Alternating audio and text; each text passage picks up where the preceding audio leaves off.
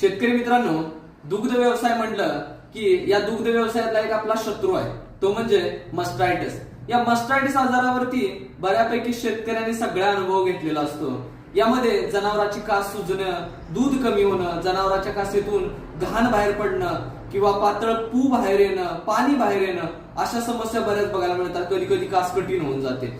तर या मस्टायटिस वरती, या बॅक्टेरियल आजारावरती, फंगल आजारावरती आपण कशी तरतूद करू शकतो यावरती आज आपण थोडंसं जाणून घेऊ. यामध्ये पहिली गोष्ट तर आपण करणार आहोत ती म्हणजे आपला गोठा हा नेहमी कोरडा राहील यासाठी आपण फॅनची तरतूद करा किंवा जो जनावरांचा खालचा बसण्याचा फ्लोअर आहे तो कोरडा राहील याची काळजी घ्या. त्यानंतर दुसरं, जनावरांमध्ये अँटीबायोटिक यासाठी हळदीचा वापर शेतकरी मित्रांनो आवर्जून करायला विसरू नका. हळद वापरल्यानंतर तुम्हाला मस्टायटिसचं प्रमाण कमी होण्याची भरपूर शक्यता आहे.